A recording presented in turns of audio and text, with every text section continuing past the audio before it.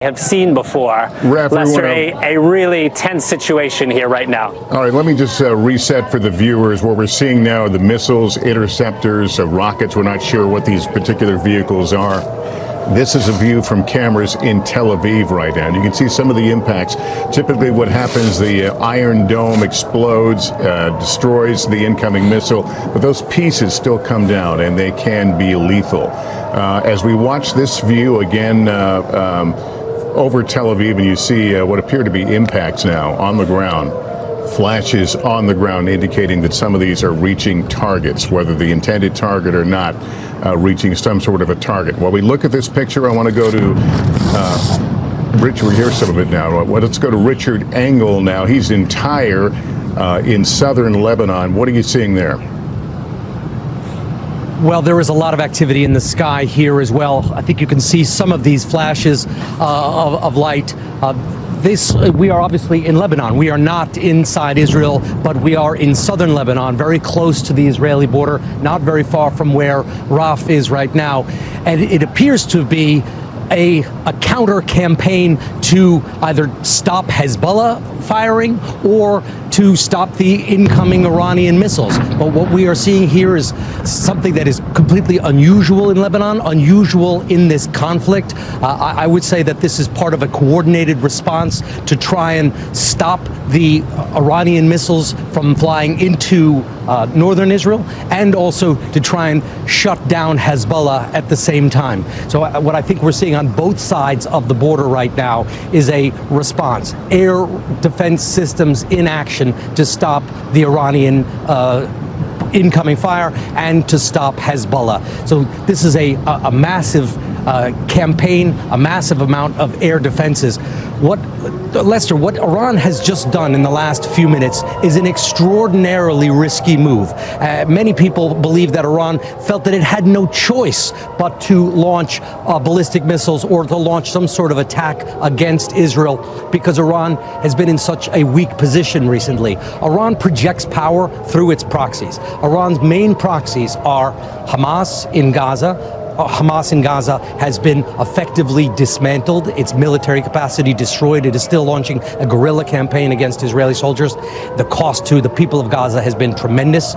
And its other main proxy, its much bigger, more powerful proxy, is here in Lebanon, Hezbollah, and it is being systematically dismantled by Israel. So Iran, many people said, while losing its proxies one after another, felt that it had to react. Otherwise, its other proxies, and it still has backers in Syria, in Iraq, and in Yemen, would think that Iran is a paper tiger, that its threats don't mean anything. But what we're seeing in Israel and in Lebanon is that at this stage, it seems that there has been a massive response, air defense response on both sides of the border to shut down Hezbollah, shut down that Iranian attack. We will see, perhaps in the coming minutes, if any of those ballistic missiles got through this incredible net and caused damage. But Richard, just as most people aren't necessarily familiar with ballistic missiles, each one is about the size of a passenger bus. All right, Richard, stand by there because I want to get a sense of what we're looking at now. We're seeing a picture on our screen from Tel Aviv. You are just over in Lebanon right now. Can you tell me, presumably the inbound missiles are coming from Iran. Are there Hezbollah missiles being fired from where you are? From where I am, we have mostly been seeing interceptions, high-level explosions, high-level interceptions. We have not heard any launches from this city. We are in southern Lebanon. This is the area that Israel is now trying to create as a buffer zone. This is the area where an Israeli ground offensive is underway, somewhat closer to the Israeli border than we are right now. But this is the Hezbollah stronghold that Israel is trying to dismantle. But from where we are, no, we have not heard any Hezbollah rocket or missile fire leaving from this area. Just these explosions at quite a high altitude, so high that we couldn't hear the impacts, couldn't hear the explosions, but we saw them exploding quite high above us, which is why I believe that this was a very sophisticated weapon system in action to try and stop both the Iranian system or Iranian missiles and anything else that may have been coming toward Israel from Lebanon. All right, Richard, I'm going to ask you to stand by. Let me go back to Raf Sanchez. Raf, explain where you are. You're still seeing that light show that you had described earlier? So, Lester, we are just south of the Lebanese border, and I can tell you the skies are once again inky black. We are no longer seeing either what we suspect were those Iranian missiles, nor Israeli Iron Dome interceptors in the skies. It did look from where we were that some of those missiles potentially either impacted in northern Israel or they intercepted and broke apart quite close to the ground. But at this time, the skies are dark. We are not seeing any sign of these missiles. As we said, ballistic missiles, 12 minutes or so, fired from Iran to Israel.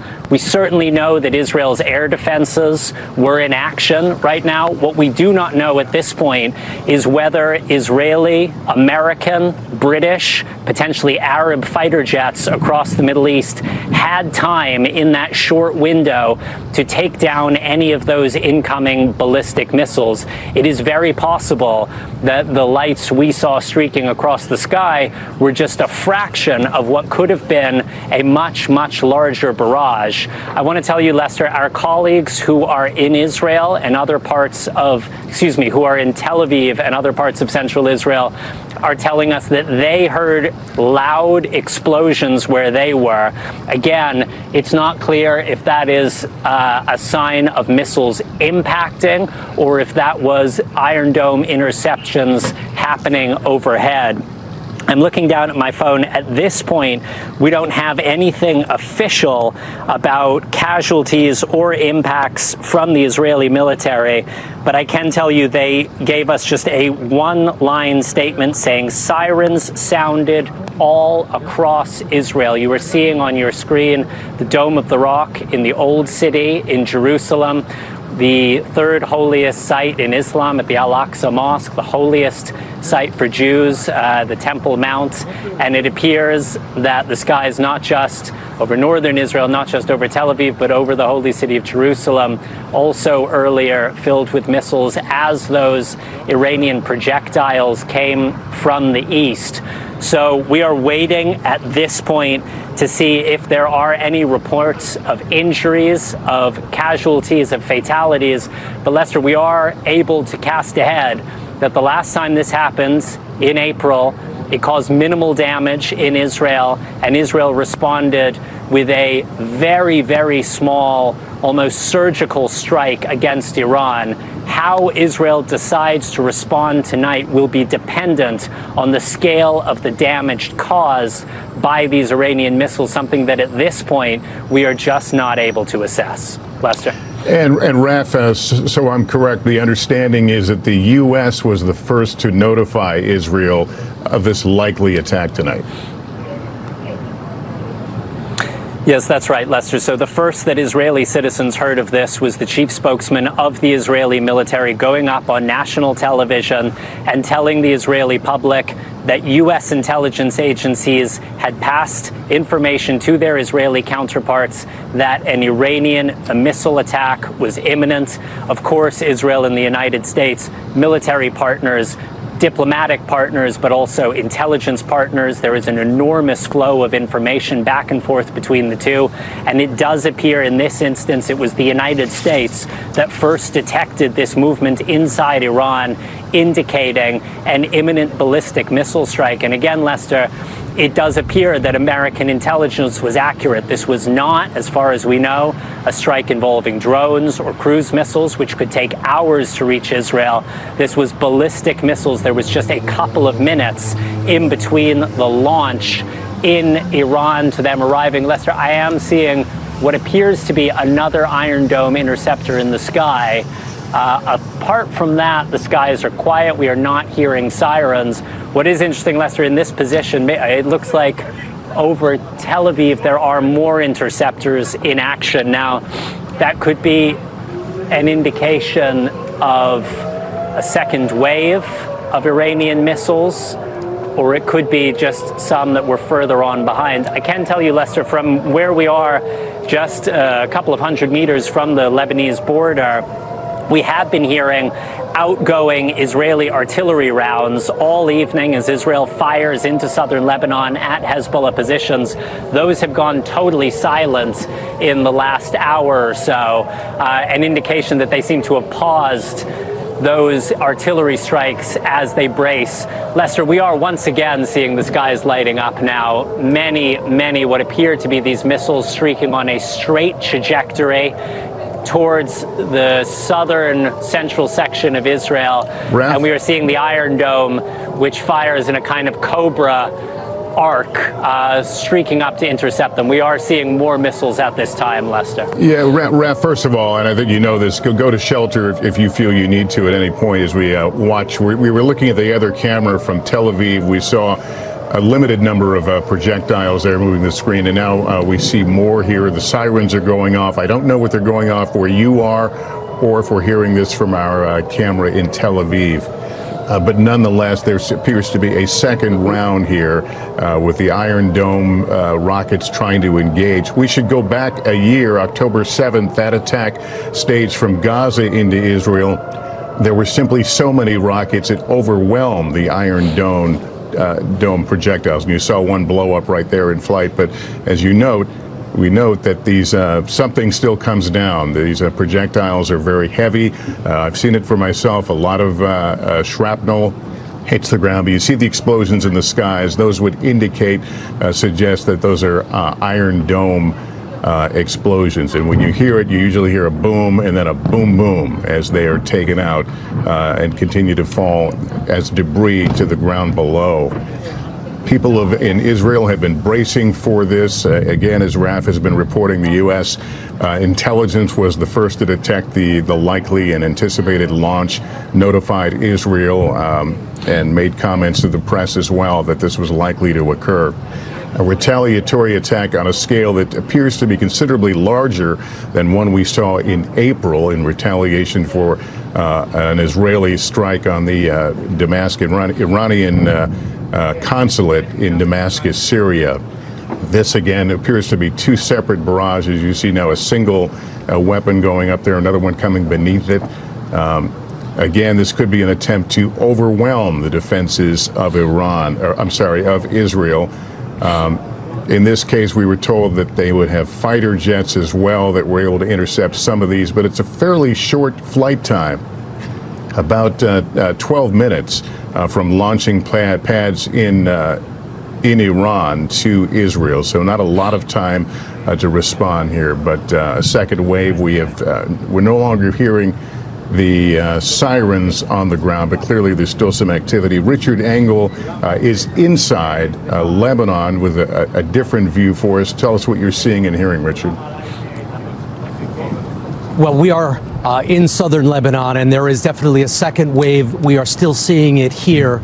And I think based on the reporting that I'm doing, the reporting that Raf is doing just on the opposite side of the border, we're getting a sense of the flight pattern. It seems that some of these ballistic missiles heading toward Israel are going through Lebanese airspace and are being intercepted above Lebanon. So if you watch, we're seeing these high altitude explosions. One just looked up over the If you miss them, they're very quick. They look like starbursts as the rockets or missiles streak through the sky and then are being intercepted. This second wave, I would say, was as intense as the first wave. They were separated by only a few minutes. This second wave appears to be dying down right now. We'll know much more when we hear from the Pentagon, when they are able to look at the satellite imagery. But based on what we're seeing with our own eyes, what Raf is seeing just on the opposite side of the border, what our cameras are capturing, you can get a sense of the direction that these missiles are flying and how many there are. If these are all indeed ballistic missiles, this is a much greater attack than we saw in April, a much larger scale. But so far, it seems that the U.S., Israeli, whoever else might be involved in defending the skies over these two countries seem to be very effective, because for almost every streak that we see coming in one direction, there is another air defense system penetrating it and blowing it up. Lester, these are extraordinary times, and I can't stress that there could be enormous consequences for Iran, enormous consequences for the entire region. based on what is happening here, even if these missiles don't get through and cause significant damage in Israel. And you can see another one burning and streaking through the sky right there. Yeah, some being intercepted, perhaps Iron Dome, perhaps by weapons from fighter aircraft. We'll know at some point. I should point out that the first it wouldn't alert, be Iron Dome here. Yeah, of course. And Richard, and I know you have this, and many people who are in Israel have an app on their phones to alert. And I got a couple here. It simply says "Rocket Attack Tel Aviv City Center." We got that before that initial wave, and then the sirens went off. But this is a country, of course, that is always on edge to a certain extent for the threats from its neighbors, and in this case, people brace for this retaliatory attack. Again, coming in multiple waves tonight and far larger than what we witnessed in April. I want to go to our Pentagon correspondent, Courtney Kube. Courtney, as we pointed out, the U.S. was aware, intelligence had pointed to the fact there would be an attack tonight. Why did the U.S. want to go out and release that ahead of this? So it could have been as a potential deterrent. We've seen the U.S. do that in the past, where they put out intelligence, they'll declassify it so that they can potentially deter an action coming. We specifically saw that in Ukraine. Well, it doesn't appear, if that was the motivation here, Lester, it doesn't appear that that's worked. What the U.S. was expecting to see, and I will say, according to conversations that we've been having over the last several hours, this is playing out very similarly to how officials have told us they were expecting it to be. So several hundred ballistic missiles appear to have been launched at Israel. What we've been told all along is the expectation is it would be government and military targets as opposed to civilian facilities or civilian areas. Now, that being said, as you well know, Lester, targeting anything inside Israel always has the potential for some sort of a civilian repercussion. Not only the potential dangers that if something is intercepted, that there could that shrapnel and large pieces could fall on civilians below, but just that the targeting isn't always perfect. Now, we have seen these ballistic missile launches. The U.S. and the Israelis and other potential partners in the region have been preparing for this. And in fact, we've talked a lot about April here and the Iranian attack on Israel in April. That was more than 300 projectiles that were fired in waves, various different things, everything from cruise missiles, ballistic missiles, down to slow-moving drones and loitering munitions were fired in over the course of hours. U.S. officials were not expecting this to look exactly like that. They thought this would be primarily ballistic missiles with the potential for some other smaller or even slower systems here. So far, we haven't seen any of those.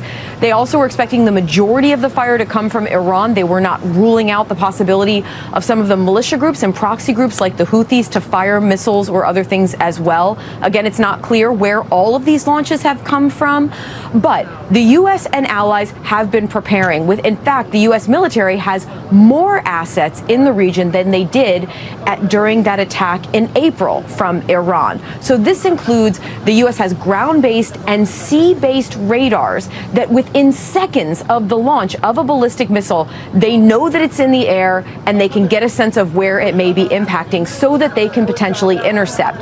Israel also has some similar capabilities in the region. So as Raf was saying, it could be minutes from launch to potential impact in Israel, but the U.S. and the Israelis and other allies in the region will know that, and they'll be able to fire off any various kinds of interceptors. The U.S. has ballistic missile destroyers, systems that can fire interceptors, take out these missiles before they even, frankly, get into Israeli airspace. And with what assets? But again, looking back to April, the U.S. has only bolstered their capabilities that we saw back then, Lester. Yeah, and Courtney, on that point, does the U.S. leave on the table the possibility of launching its own retaliatory attack directly on Iran, or is that off the table?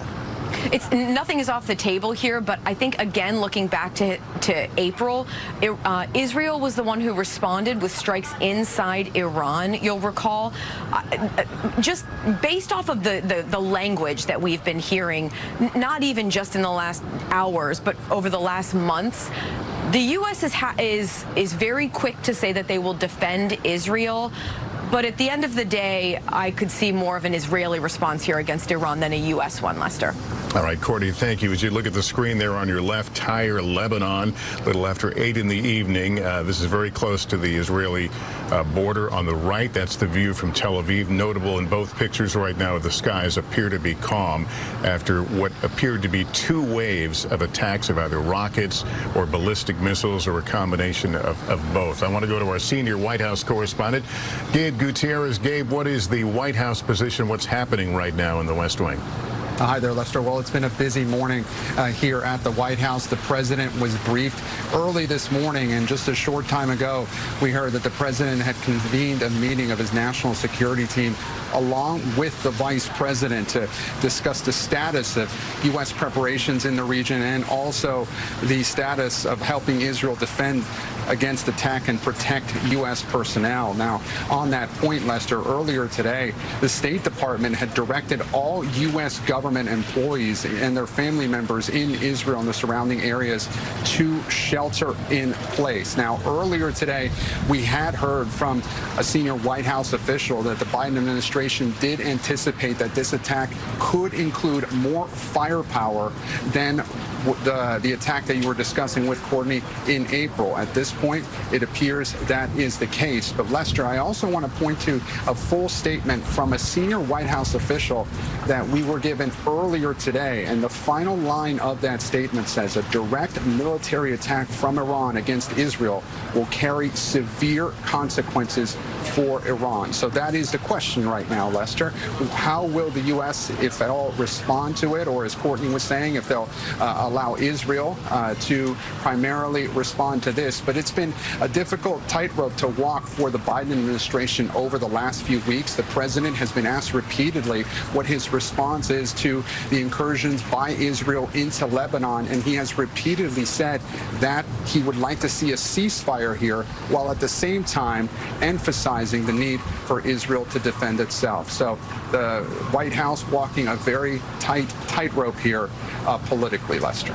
All right, Gabe, thank you. What you're looking at was video taken a little bit ago of some of those rockets and or ballistic missiles descending toward Israel. We saw a lot of explosions in the sky indicating they had been intercepted, but of course that doesn't stop debris and in some cases lethal debris from falling to the ground. And you can see one of the interceptors launching on the left there, trying to take out these missiles before they can do maximum damage. Let me bring in Meet the Press moderator Kristen Welker. Kristen, we've been talking from a military angle what the U.S. can do and what it might do, but this is also a political question. Can you talk about that for us? Well, Lester, think about the extent to which this may reshape the debate tonight between the vice presidential candidate, Senator J.D. Vance, and Governor Tim Walz. Foreign policy will now be in focus, and the crisis in the Middle East specifically. Former President Donald Trump already out with a statement saying, quote, the world is on fire and spiraling out of control. We have no leadership, no one running the country. That will clearly be a theme that we will hear from Senator J.D. Vance on the debate stage tonight when both candidates are pressed on what they would do in an administration to deal with what is unfolding right now. Here's the thing, though, Lester. It will put the Trump foreign policy in the Middle East in focus. It will put the Biden foreign policy in the Middle East in focus. Remember, under former President Donald Trump, he ripped up the Iran nuclear deal, said he would get a better deal. That never happened. U.S. officials now saying Iran is closer to developing a nuclear weapon in the wake of that. So all of this will be at play. And again, I think reshape the conversation, not just on the debate stage, Lester, but on the campaign trail as well. And think about how much foreign policy has really come into the spotlight in the wake of the October 7th attacks a year ago. So obviously, it will be yet again another flashpoint tonight, Lester. All right, Kristen Welker, thank you. Let me bring in our chief foreign correspondent, Richard Engel, once more from Tyre, Lebanon. Richard, I understand there's been some reaction, some statement from the Iranians. The Iranians have just issued a statement explaining why they launched this response. Iran, just a short while ago, said that this attack, which it launched at the heart of the enemy, was Iran's response to Israel's killing of the Hamas leader Ismail Haniyeh, who was killed, assassinated by Israel in Tehran, and that this was also the response to the Israel's, again, killing of the Hezbollah leader Hassan Nasrallah a few days ago, and another Iran Revolutionary Guard leader. So this, Iran says, is its combined response to the killing of several of its allied leaders, several leaders of Iranian proxies. So we're now seeing what Iran's justification for this attack was, and Iran said if Israel responds, it will face a crushing assault, a crushing defeat. So Iran is saying why it did it and threatening to respond with more attacks should Israel choose to respond. And I'm very confident that Israel will choose to respond to this. The only question is how severe that response will be. Richard, thank you. Two waves of inbound missiles and rockets that we've witnessed here this evening, broken up by about 5 or 6 minutes. This is the pictures from a bit earlier. We've been watching the skyline of Tel Aviv, also that view from where Richard is in Tyre, Lebanon, to see if this is the end of this attack and the defense. We don't know if there have been any casualties. We saw what appeared to be a number of these rockets or missiles make ground impact, or at least appear to make ground impact. Could be just they hit very low to the ground. But a number of them also appear to have been intercepted either by the Iron Dome, which is famously used by Israel, or fighter aircraft or other forms of interceptors used to defend Israel from this attack. It's hard to know exactly where these are landing. Let's go to Raf Sanchez right now. Raf, are you getting any word, any indication of casualties or what has been hit tonight? So, Lester, I've just been texting with the Israeli military spokesman. He is saying that there have been sirens going off basically all across this country, that nearly all 9 million people inside Green Line, Israel, have been told at various points to head to shelters. At this moment, there is no word on impacts or casualties.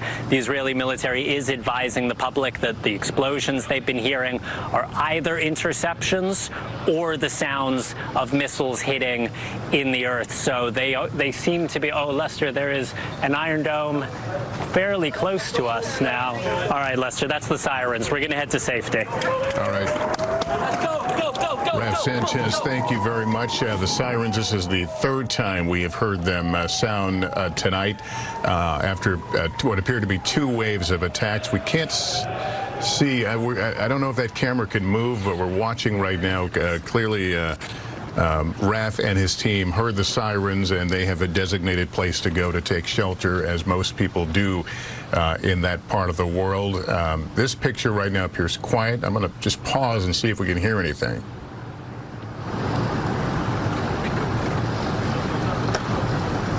Line, so it doesn't look like it's coming from beyond the city limits or beyond the sub.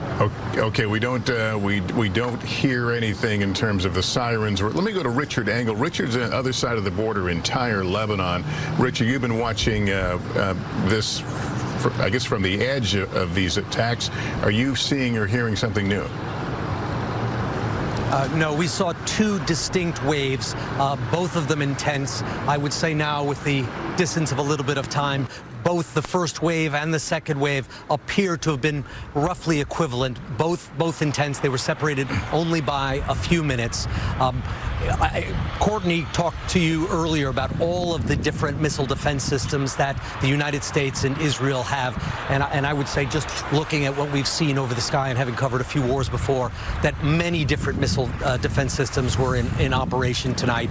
And initially, it seems that they were extraordinarily effective. Israel, the United States were prepared for this. And I think if there had been an enormous amount of damage, a huge casualty count, we would already know at this stage. So I think after this assuming that this is done, we don't know if it's done, but Iran, has already issued its statement explaining what happened and saying that there will be threats if Israel responds. That does indicate to a degree that it might be over for now, but this is a historic moment. We will look back on this, I believe, in the days and months to come and see this as an inflection point. April came and went. Israel responded in a symbolic way, and the tit-for-tat exchange between Israel and Iran ended there. But when you listen to the Israeli Prime Minister, Benjamin Netanyahu, when you listen to what he told Congress a few months ago, what he said to the UN just a few days ago, his speech directly to the Iranian people yesterday, it seems that Israel is and Prime Minister Netanyahu is much more likely to respond in a more severe way than he did in April, and we will see. We are still watching here, but for now, it does appear that this Iranian barrage is over, or at least paused. Richard, there has been so much talk in the last few weeks about trying to avert a regional war. Obviously, Iran has said things to suggest it doesn't want a regional war. How will that be measured in terms of the intensity of this attack, whether this becomes something bigger than what we're seeing now? So we are already clearly in a regional war, and in many ways we've been in a regional war from the beginning. A year ago, Hamas launched its massacre from Gaza. Hamas is backed by Iran. Hamas knew from personal experience that firing rockets and missiles at Israel is often not very effective because Israel has such intense and robust missile defense system. So what Hamas did on October 7th was breach the barrier. It broke down through the fences around Gaza Strip and carried out close quarter attacks, atrocities, and carried out a massacre on an unprecedented scale in the Israeli-Palestinian conflict. What is going on right now, however, is that as Israel wraps up the Gaza war at an enormous cost to the people of Gaza, it is focusing its attention in the north here on Hezbollah.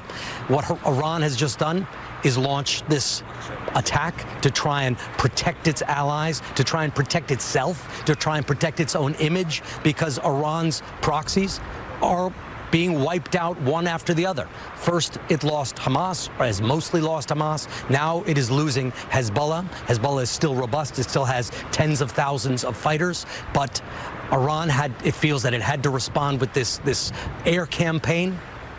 Will this now lead to a new stage of war? And I think now the ball is squarely in the United States and Israel's court when it chooses how to respond to an attack. And again, we don't have a full picture. We don't have a full battle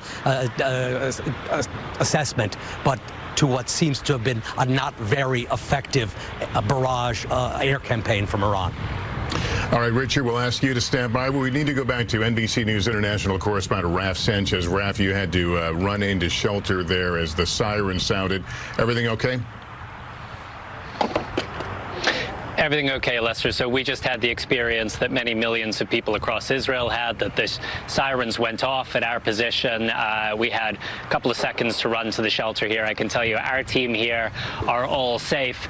Now, Lester, what was striking is we have been somewhat observers, bystanders almost, of this Iranian missile barrage as it appeared to target central Israel. We've been looking south, watching the sky illuminated, and then just, a couple moments ago, for the first time, an Iron Dome going off from just east of our position here near the Israel-Lebanon border. It went at a very sharp and low trajectory.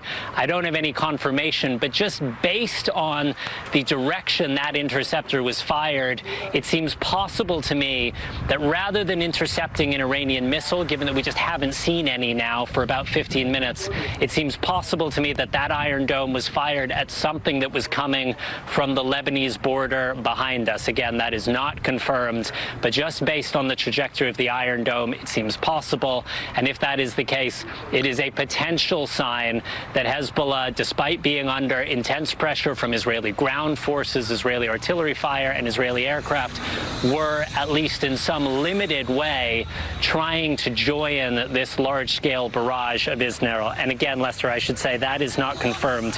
What is confirmed is a spokesperson for the Israeli Airport Authority is saying that Israel's airspace is closed. Flights are directed to find alternate routes outside of Israel. And Lester, that is a sign of how intense this barrage has been. Even on some of the most intense days when rockets were flying out of Gaza in large numbers, Israel prided itself on keeping the flights going in and out of Ben Gurion Airport. There is only one really major international airport in this country. And when it is closed, Israel feels very, very cut off from the world. They go to enormous lengths to keep that airport open. But I can tell you tonight, in the face of what seems to be potentially several hundred Iranian ballistic missiles, the airport is closed, the airspace is closed. It is not clear when it will reopen, but I think it is safe to assume that Israeli fighter jets remain in the skies above us in case there is a third wave of incoming Iranian missiles. All right, Raf, it's good to hear from you. Glad to know you and your team are safe. Let me ask you to stand by as I bring in Jeremy Bash, a former chief of staff at the CIA and the Pentagon. Jeremy, how fine a line is the U.S. walking tonight as it supports Israel's right to defend itself but doesn't become too deeply engaged in all this? Well, the United States and Israel have been allies for 75 years. And so tonight, when our ally is under attack, we come to their defense. And we've said pretty clearly on a bipartisan basis across administrations, we've got Israel's back. We're going to give them what they need to defend themselves. Of course, some of the systems that you see illuminating the sky tonight, including Iron Dome, were jointly developed with U.S. technology. But more importantly, U.S. fighter jets are in the air. U.S. Aegis destroyers and cruisers are activated tonight to knock out ballistic missiles, drones, and cruise missiles. And U.S. Patriot missile batteries, anti-missile batteries, are also activated undoubtedly across Iraq, Syria, Jordan, and other places in the Arabian Gulf to ensure that Israel and our allies and our bases and our troops are protected from this Iranian onslaught. I've just got to say here, on the eve of the Jewish high holidays, with our ally under attack, with the United States having been attacked ourselves, our bases, our troops, we lost 3 troops earlier in the year from an Iranian attack. This is a big moment of consequence. And I know that the United States will not only support our ally, but will continue to provide intelligence, will continue to provide warning, will continue to provide capability, air defenses, missile defenses. I think the question you're asking, Lester, is to what extent will the United States participate in an offensive strike against the Iranian mainland in the aftermath of that? We don't know. I think it's too early to tell. We've got to do the bomb damage assessment. We've got to understand what capability Iran still has, what threats they still pose. And there certainly are going to be some back-channel diplomacy to try to figure out whether or not Iran feels deterred. If they don't feel deterred, and if they continue to threaten our allies, our partners, and our bases, we may very well get involved ourselves. Yeah, and that leads to the question, what does retaliation look like if the Israelis decide to respond very quickly to what we're witnessing here tonight? What might it look like?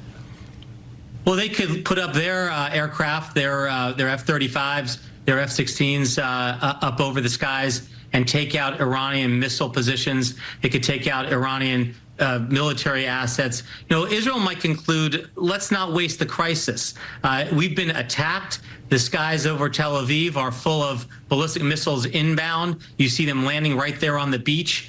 They're in a heavily populated area. The entire population of Israel is in a bomb shelter at this hour. I'm talking to Israelis as we speak by WhatsApp to try to figure out where they are. And so the Israeli military might say, let's not waste this crisis. Let's go out and try to really degrade some of Iran's capabilities and get that deterrence back. You know, Israel's been launching these attacks against Hezbollah leadership, and they've been kind of waiting to see Hezbollah's response, and it hasn't come. They killed Nasrallah, and nothing happened. They killed the next tier down, nothing happened. They went after, as you referenced, Haniya in downtown Tehran, one of the masterminds of Hamas, the leaders of Hamas, the masterminds of October 7th, and nothing happened. So Israel is feeling, I think, pretty emboldened that they can take out Iran's terrorist surrogates and proxies, and they may have to go directly after Iranian mainland targets as well. All right, Jeremy, thank you. I'll ask you to hang in there for us. I want to go to our senior White House correspondent, Gabe Gutierrez now. Gabe, we understand the president has been observing this and coordinating the American response from the Situation Room. Yeah, that's right, Lester. We're just hearing from the White House. The president and the vice president are in the Situation Room right now, according to U.S. officials. And the president did direct U.S. resources to aid Israel's defense against Iranian attacks and shoot down missiles targeting Israel. Now, Lester, we had earlier heard from U.S. officials and the president a short time ago that the U.S. did consider this a, quote, significant attack. And now, as we see it unfold, there are so many questions here with what happens next and what will be the U.S. response here. Now, Lester, let's take a big step back here. And if you can think, we are nearly a year to the one-year anniversary of October 7th. And it was the day after October 7th that President Biden first went before the cameras and warned other countries in that region, whether it be Iranian proxies or Iran, not to turn this into a wider war. And here we are nearly 1 year later, and these developments in the Middle East is something that President Biden and his administration truly did not want to see. And as I mentioned earlier, they continue to walk this very fine line of not wanting to have this develop into a wider war, but also saying that they want to see a ceasefire here, but always emphasizing that Israel has the right to defend itself. The White House officials did not wish to comment just several days ago when those first reports emerged of exploding walkie-talkies in Lebanon. The White House has refused to criticize Israel for any of the actions that it has taken in Lebanon. So again, right now we are waiting for more reaction from the White House. The president, one of his events this afternoon has been canceled as U.S. officials monitor this. And again, the White House, the president and the vice president are monitoring developments right now from the Situation Room. Lester. All right, Richard, thank you. Let me bring in again Chief Foreign Correspondent Richard Engel in Tyre, Lebanon. Richard, we've been watching these attacks coming presumably from Iran. Have you seen anything outbound from Lebanon that could be indication that Hezbollah has joined this immediate fight? It is very possible. We haven't seen any launches from this area where we are specifically. Most of the interceptions we have seen have been at very high altitude, suggesting a ballistic missile. The reason a ballistic missile is called a ballistic missile is it flies at extraordinarily high altitudes and then follows a ballistic pattern and falls to the sky. Generally, the rockets and some missiles, but mostly the rockets that Hezbollah fires are much flatter, they're much lower, they're much smaller. If a rocket might be the size of a flagpole, a ballistic missile roughly the size of a passenger bus. So much more explosive power. And what we saw tonight appears to have been many ballistic missiles in two distinct waves.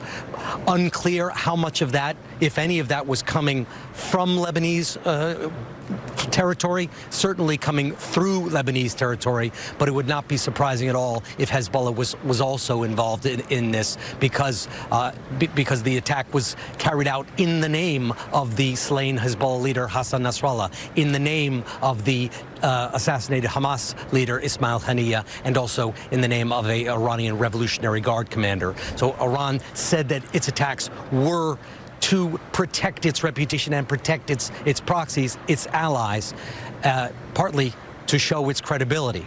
Now, how much of a price will it pay for this show of force?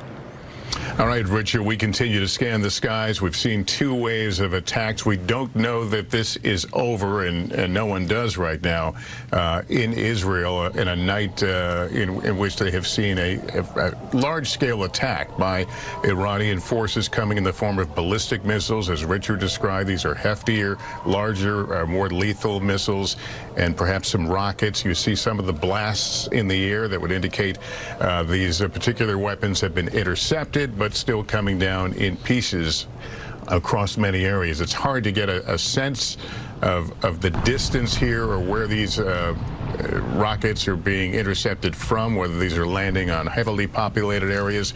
It is simply too soon to know. But I want to go back to Raf Sanchez, who has been with us since these projectiles started raining from the sky quite a while ago now. Raf? Lester, time becomes a slippery thing in moments like this, but I would say it has been about 20 minutes or so now since we were able to see any sign of Iranian ballistic missiles from our position in northern Israel. Speaking to colleagues who are in central Israel, in Tel Aviv, it does appear quiet there as well. But if there were 2 waves, there could be a 3rd wave. I've just been texting with an Israeli military official. I asked, does it look like the attack is over? The official says, too early to say. But we are expecting the chief spokesman for the Israeli military, Rear Admiral Daniel Hagari, to address the public potentially any minute now.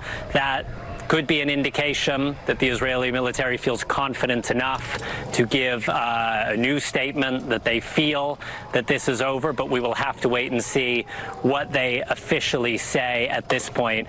I can tell you, Lester, this has certainly felt like a far, far more intense attack than the one we saw in April. Just the sheer volume of missiles. They arrived so quickly. They seem to have set off the sirens all across this country, and we simply do not know at this stage what proportion of them were intercepted by Israel's Iron Dome defenses, by its jets in the air, and by American warplanes. But Lester, this is certainly another historic night in a year of historic nights, and I think in the White House, across the Middle East, people will be holding their breath as Israel examines the scale of the damage, and then all eyes will be on Prime Minister Benjamin Netanyahu, his security cabinet, and the leadership of the Israeli military as they decide how, when, and at what scale to respond. Lester.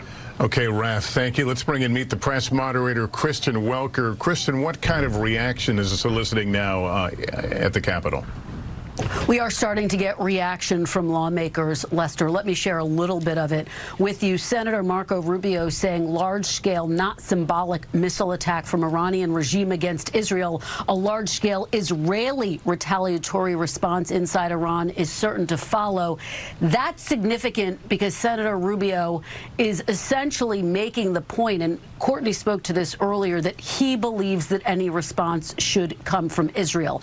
A different message coming from Senator Lindsey Graham, known for being hawkish on foreign policy. He says this is a moment of choosing for the free world regarding Iran. The Ayatollah and Iranian regime are religious Nazis who want to destroy the state of Israel. Their words, not mine. They want to purify Islam and attack the United States. Again, their words, not mine. The missile attack against Israel should be the breaking point, and I would urge the Biden administration to coordinate an overwhelming response with Israel, starting with Iran's ability to refine oil. That's significant, Lester, that final sentence, because Senator Lindsey Graham has said if Iran escalates this conflict in the Middle East, that the United States should consider a coordinated attack against Iran's oil refineries. That would undoubtedly be a major escalation of this conflict overall if the United States were to get involved in that way. Again, Senator Lindsey Graham, and you see the difference between the language that he's using and Senator Marco Rubio is using, choosing their words very carefully. So that clearly is a dividing line in the Republican Party. What will the candidates say about this? Again, we're just hours away from the vice presidential debate. What will Senator J.D. Vance, for example, say? Will he lean into that line of attack, that more needs to be done, that the United States should coordinate a response with Israel? So certainly significant, and this is where I believe the dividing line is going to be as it relates to not just the debate tonight, but the conversation, Lester, on the campaign trail right now. Polling shows that Vice President Kamala Harris, by 1 point, gets higher marks when it comes to who would be the better commander-in-chief. But this is a commander-in-chief moment. This is a moment of testing for each of these candidates, and undoubtedly that will be on display tonight on the debate stage. Lester. All right, Kristen, thank you. We received word as you were speaking from the Iranian mission to the United Nations, and the message they're sending is that this is over. This series of attacks tonight we've been watching over. We'll, of course, to see how that plays out, but that's what we're hearing from the Iran mission to the United Nations. We want to go to senior White House correspondent, let's go to Richard Engel right now. He's in Tyre, Lebanon. You just heard that statement that the Iranians say this is over. Is this a symbol that they're being very careful, not wanting to escalate this any farther? Well, I think they crossed that Rubicon about an hour ago, and there will be, this is an escalation, and there will be a response. But Iran, according to its mission at the United Nations, says that it is over, and I'm quoting the statement which was posted on X. It says, Iran's legal, rational, and legitimate response to the terrorist acts of the Zionist regime, which involve targeting Iranian nationals' interests and infringing upon national sovereignty of the Islamic Republic of Iran, has been duly carried out. So Iran is saying, for now, that this was a response, that it was a legal and rational and legitimate response, and that it is over. But this is certainly not over. This conflict, it may only be entering a new phase right now. But Iran says that the barrage that we saw here in southern Lebanon, that they saw all across Israel, that phase, according to this statement from the Iranian regime, is over. Richard, thank you. Let me go back now to Raf Sanchez. Raf, we're hearing from the IDF, the Israeli Defense Forces, that they are not seeing any further threats out there tonight. Is that the sense you're getting? That's right, Lester. As we speak, the chief spokesman for the Israeli military is on national television. He is saying at this moment they do not see any more threats of aerial attacks. He is advising Israeli citizens it is now safe to leave their bomb shelters. So that is the Israeli military appearing to echo the Iranian government that this intense attack involving ballistic missiles does appear to be over. The spokesman saying this attack will have consequences.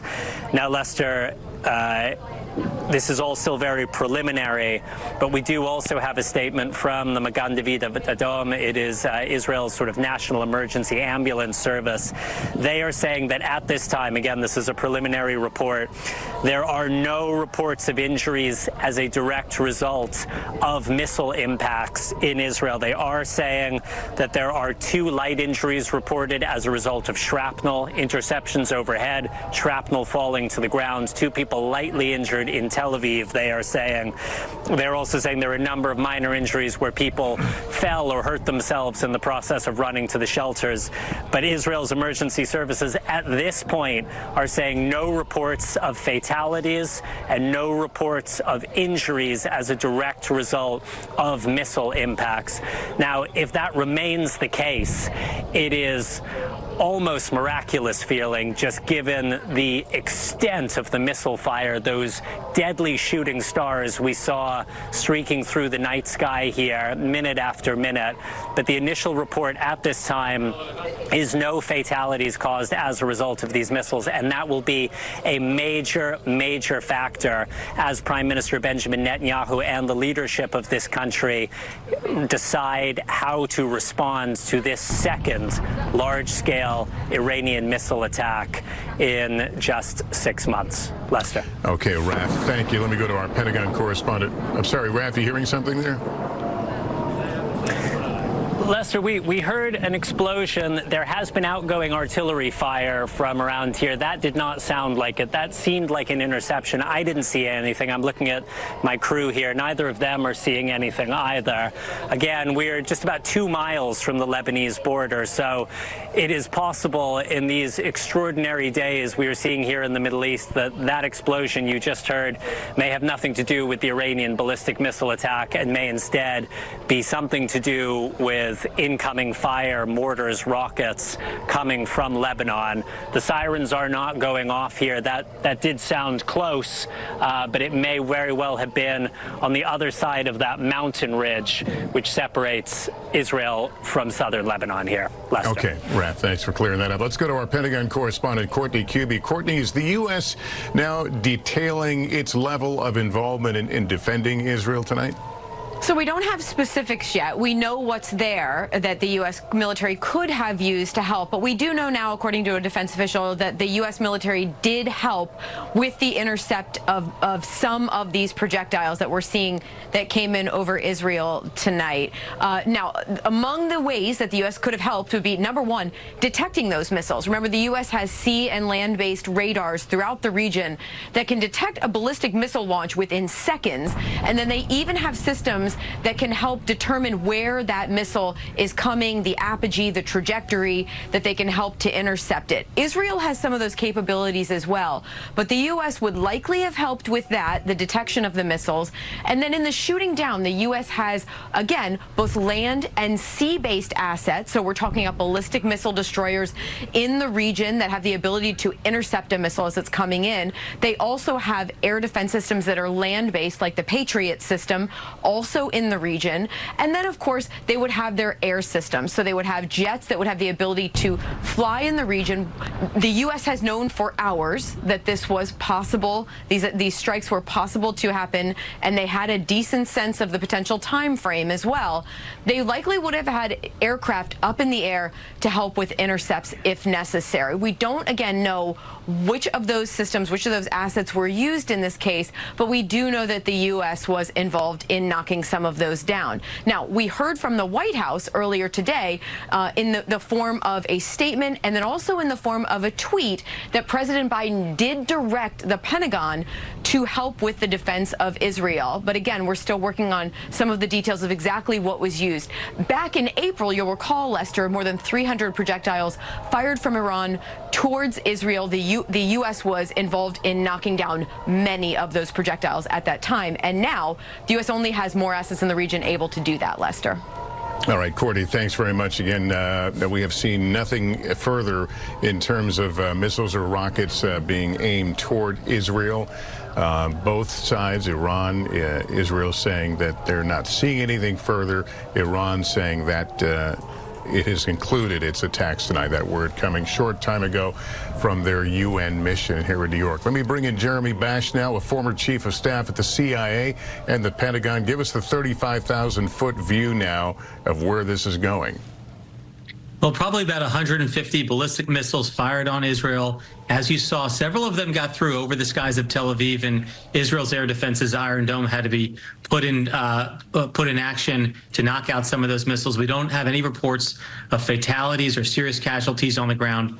There was a terrorist attack in the southern part of Tel Aviv in Jaffa earlier tonight. There's several dead reported from Israeli police. Israelis have spent the evening in bomb shelters, and of course, there continues to be other fire from Houthis, from Hezbollah. And so this feels, Lester, like a very serious, significant attack against Israel by Iran and its surrogates and proxies. Now, again, Israel has some decision space here. If there were no serious fatalities or casualties, it can kind of measure its response if it chooses to, or it could maybe determine that it doesn't want to waste the crisis and actually launch a much more significant strike on Iran's mainland. The U.S. participated, probably with another coalition, as we saw in April, in the air defense of Israel, using probably F-16s F-15s, our Aegis ballistic missile defense systems, and our Patriot missile defense systems in the region. That's a show of force to Iran that the United States is going to continue to have Israel's back. So again, this war is expanding because Iran has wanted to expand. They've wanted to open a northern front against Israel. They've unleashed Hezbollah. You've seen Israel's response. And now this is the second time in several months that Iran has launched missile attacks against our ally Israel. All right, Jeremy, thanks very much. And again, as was reported here, at least Israeli officials saying there have been no serious injuries related to anything that's occurred tonight in terms of this attack from Iran. However, Raf Sanchez, let me turn back to you. We understand there was violence that may or may not be linked to all this in Tel Aviv tonight. Yeah, Lester. So in those anxious hours before the Israeli military, or excuse me, after the Israeli military spokesman told the public here that an attack was imminent, and before the attack actually got underway, there was a shooting in the Jaffa area that's south of downtown Tel Aviv. And Israeli police are saying at least 4 civilians were killed by at least 2 gunmen who appear to have opened fire on the light rail in southern Tel Aviv. Now, U.S. officials are saying the overall death toll may be higher still, maybe closer to 8 or 9. But while it appears, according to the Israeli military, that no one was killed as a result of these Iranian missile attacks, it appears that there are at least 4 people killed in this shooting attack. It looks, according to some of the images we're starting to see, like one of the gunmen was armed with some kind of semi-automatic rifle, appears to have opened fire on one of these light rail trains and then continued shooting on the platform after disembarking. Israeli police are saying both of the suspects are dead. There are a number of wounded people. Their conditions are unclear. So while it may be that Israel has got through this night without anyone killed as a result of these Iranian missiles, it is not the case that no one has died a violent death in Israel tonight. And it just goes to show you, Lester, just the unbelievably heightened tensions all across the Middle East. We do not know the motivation of these shooters at this point, but it is hard to believe that it is totally unrelated to the massive loss of life that we have been seeing all across the region these last 11 months. Lester. Okay, Raf, thanks. Let's go back to the other side of the border, inside Lebanon. Richard Engel, our chief foreign correspondent. Richard, there's a story being written here tonight about the future relations of Israel to its northern neighbor. Well, if you listen to Israel, if you listen to Prime Minister Netanyahu, he is describing a future relations. He held out a map at the United Nations a couple of days ago, and he said that there is a future for the Middle East that doesn't involve the Iranian government, that doesn't involve its proxies, that doesn't involve what is here locally referred to as the axis of resistance. And that's the narrative that Prime Minister Netanyahu is saying about the future of the Middle East. But from the narrative inside Israel is also changing right now. A year ago, almost exactly a year ago, Israel suffered a tremendous intelligence catastrophe and a total security collapse on October 7th. Its deterrent capacity was shattered.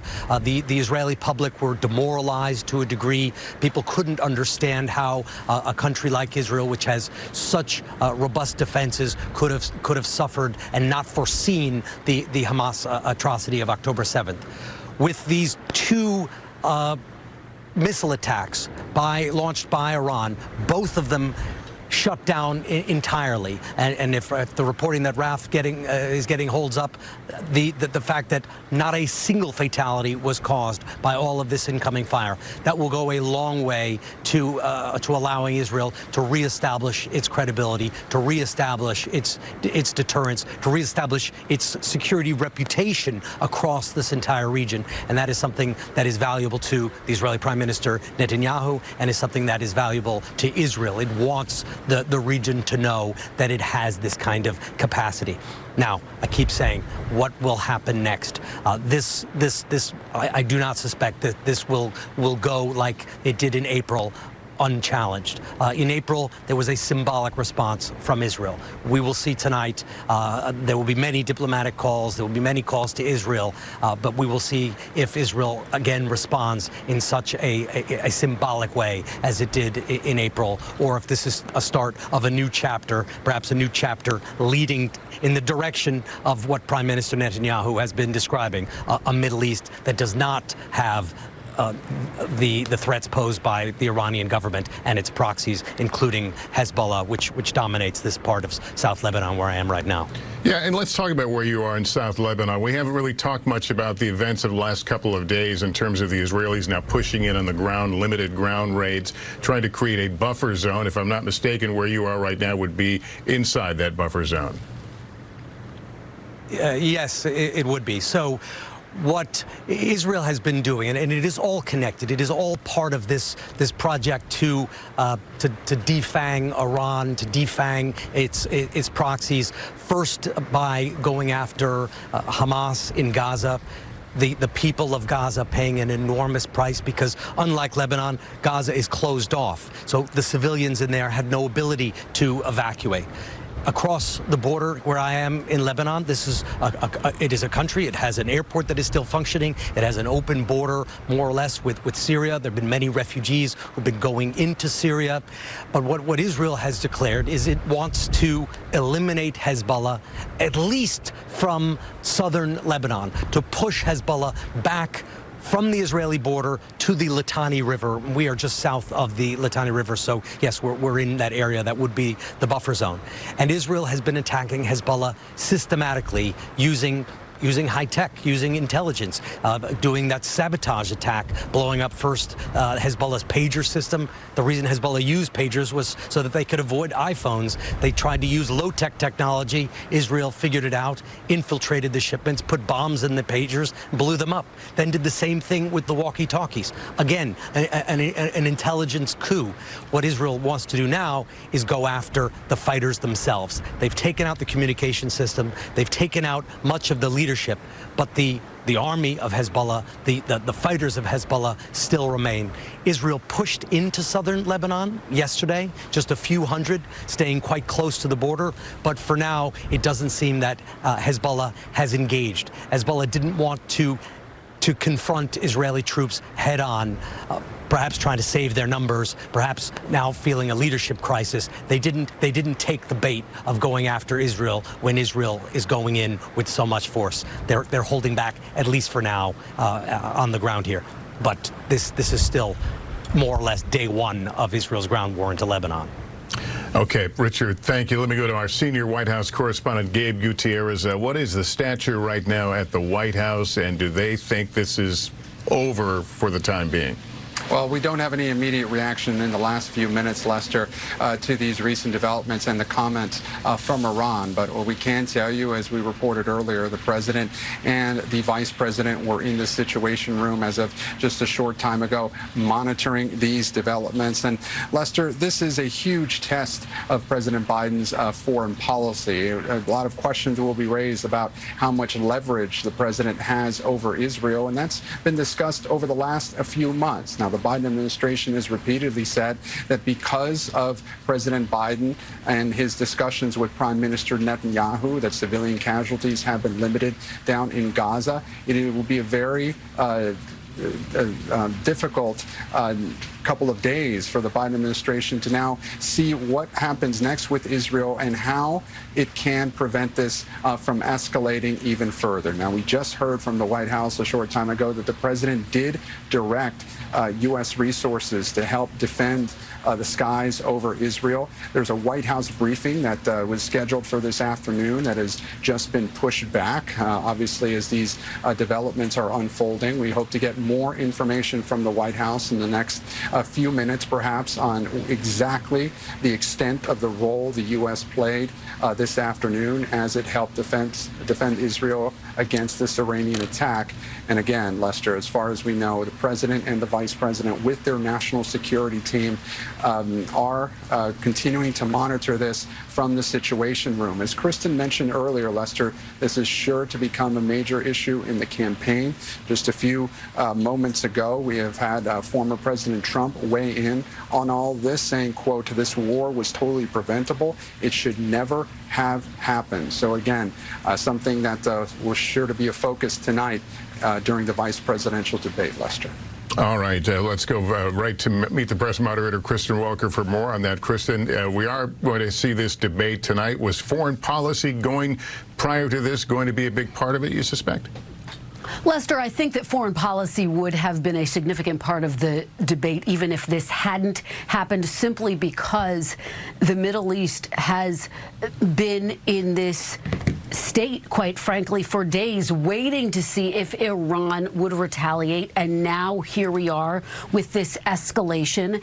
And so, as Gabe just laid out, the line of attack from former President Trump, likely from Senator J.D. Vance, is going to be that this wouldn't have happened if he were in office. Of course, there's no evidence of that. There's nothing to say that anything would be different. But that's the line of attack that we are hearing from former President Trump. And of course, it does come when you talk to U.S. officials. They say, look, we have more military assets in the region than we have had in years. Of course, Courtney was speaking to some of that. And they also note that it was Trump who ripped up the Iran nuclear deal when he was in office, vowing to get what he called a better deal. That never happened.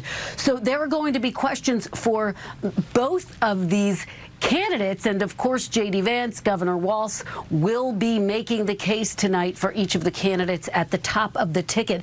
The issue of the war in the Middle East, Lester, has loomed over the Biden-Harris administration. When President Biden was at the top of the ticket, it really was dragging down his support in some key areas, like the state of Michigan, for example. They have wanted to see a ceasefire. They argue that the death toll in Gaza is simply too high, that this is a humanitarian crisis. So incredibly difficult questions now, Lester, to be answered on that debate stage tonight and on the campaign trail. All right, Kristen, and you'll be joining us for our coverage of the debate later this evening, and we'll talk more about this. Let's bring in NBC's Aaron McLaughlin in Jerusalem. Aaron, we knew you had to take shelter there with your team at some point. Now that you're out and about, any signs of damage or impact in Jerusalem where you are?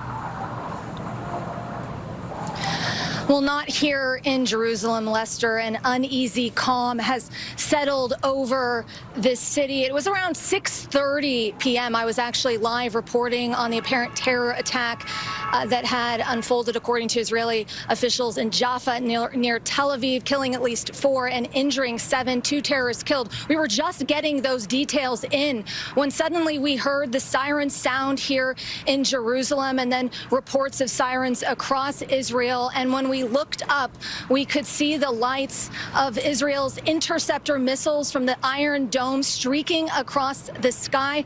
That was followed by a series of explosions. Before we moved to shelter, we could hear people in the streets of Jerusalem cheering as the Iron Dome went to work. They were honking their horns.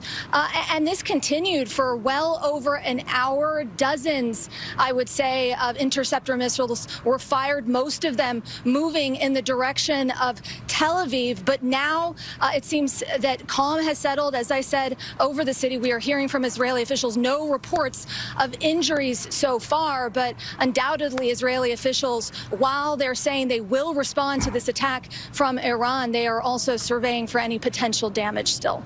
Lester. Okay, Aaron, glad you guys are safe. Let me go back to Pentagon correspondent Courtney Kube. Courtney, we've been talking about the level of U.S. military involvement in intercepting some of these missiles. We were able to see with our own eyes the video of some of these intercepts, but I understand these may have extended even farther from the camera's view.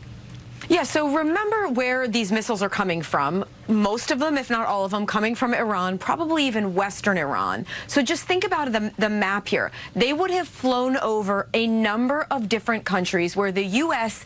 and allies have some missile defense and air defense systems. Now, that's one of the big questions that we're trying to get answered here is, were there some of these land-based systems like Patriot interceptors in some of these countries? Was the U.S. actually able to shoot down some of these missiles before they even got to our cameras? What we're seeing, what we've been watching here is these missiles have been exploding in the night sky, intercepted and taken down. Well, it's possible, like we saw in April, some of them didn't even make them that that far. Now, remember, Lester, Iran has an enormous stockpile of ballistic and cruise missiles that they already have inherent to them. And frankly, that stockpile has only grown. They have various different systems. The way that the U.S. and others would have gotten a sense that this attack was even coming, we've been talking about it all morning here, the possibility of this imminent attack, is by watching the Iranians get some of these missiles loaded into some of the launchers, fire them up, get them ready on the launch pads. Once they actually launched some of that first wave of missiles, though, it would only be a matter of minutes before they would potentially impact. But because the U.S. and Israel and other allies have the ability to literally see those launches in real time, within seconds they will know that those missiles are in the air, they could have called on some of those intermediate systems in some of the countries before they even got to Israel to shoot some of those down. That's one of the big questions that we have. And again, we keep talking back to April, the most recent time that we saw something very similar to this, with hundreds of projectiles launched towards Israel from Iran. At that time, the U.S. was able to use some of those intermediate systems so that not all those projectiles even got into Israeli airspace before they were shot down out of the air. And I have to say, you know, viewers need to remember that even if these missiles are shot down, depending on the kind of interceptor that's used to take them out, there could still be a tremendous amount of shrapnel and debris that will fall down below that could still threaten civilians, military installations, anything that is potentially in their path, Lester. And we did see that happen in April as well. Yeah, Courtney, and I was struck by the fact that well in advance of these attacks, the U.S. was saying, hey, guess what? Iran is going to attack imminently. Are we to take that as a warning, and a chance to perhaps deter the attack, basically saying, we see you and we know what you're about to do? Yes, that is an excellent point, Lester, because there is a very real possibility that the reason the U.S. declassified the information about a possible imminent attack was in a hope that they would be able to deter Iran from actually going forward with it. And we've seen that happen in the past. You'll remember that before Russia's invasion of Ukraine, there was a tremendous amount of information that was declassified in the hopes that Russia wouldn't go forward with their invasion. Of course, they did. And we can see in this case, Iran still moved forward with their attack on Israel. Now, whether the declassification and providing this information by U.S. officials earlier today, that may have had some impact on second and third order attacks, we just don't know that yet. But as of now, it didn't deter what we saw here at least happen tonight, which was dozens and dozens of ballistic missiles were fired at Israel from Iran. All right, Courtney, thank you. Let's go to the border area between Lebanon and Israel. Richard Engel, our chief foreign correspondent. Richard, you covered this part of the world for a very long time. Game it out for us. It appears the missiles have gone quiet for tonight. But what should we expect? What should the region be bracing for potentially? Well, I think potentially for a war that could lead to a regime change in Iran. I think that it has the potential to escalate that far. Iran tonight was trying to show strength. It was trying to harm Israel. It was trying to kill Israelis, but it was also trying to show strength to its proxies, to its militia, to Hezbollah here in Lebanon, to Hamas in Gaza, to the people of the Arab world, that Iran and only Iran was strong enough to stand up to Israel, stand up for the Palestinians. But instead of showing strength, it showed a tremendous amount of weakness. The U.S. warned it, saying, don't do this. We see what you're preparing. But instead of backing down, Iran launched these ballistic missiles that flew over the sky here in Lebanon, flew over the sky in Israel, and were shot down to almost no effect.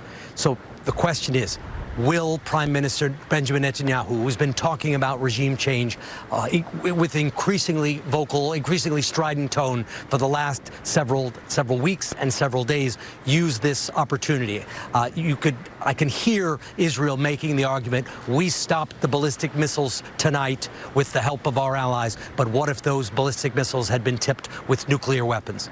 This is exactly the kind of incident that Iran's enemies, and Iran has many enemies, chief among them Prime Minister Netanyahu, can capitalize on it. Instead of showing strength, did Iran fall into a trap and now will end up paying an enormous price for it? And Richard, it also appears, though, that Iran doesn't necessarily want to turn this into a major, ongoing, large, region-wide battle. Andrea Mitchell and myself were part of an off-camera meeting with the Iranian president last week. Clearly didn't sound like a guy who wanted a global war over this. Well, Iran has been saying that for a long time, and Iran has been trying to butter both sides of the bread. It wants to support Hamas. It wants to support the Palestinians. It wants to be seen as the only force in the Islamic world willing to stand up against Israel. But it doesn't want to cross that line and pick a direct war with Israel. That's why it's been fighting primarily through its proxies. And Iran has proxies in 5 countries. And the question is, will this, by having the ballistic missiles launched directly from Iran, change that calculation? All right. Richard Engel, thanks. That concludes this NBC News special report. More ahead on our streaming network, NBC News Now, online at NBCnews.com, and we'll have a lot more when I see you tonight for NBC Nightly News. I'm Lester Holt in New York. Thank you for watching, and good day.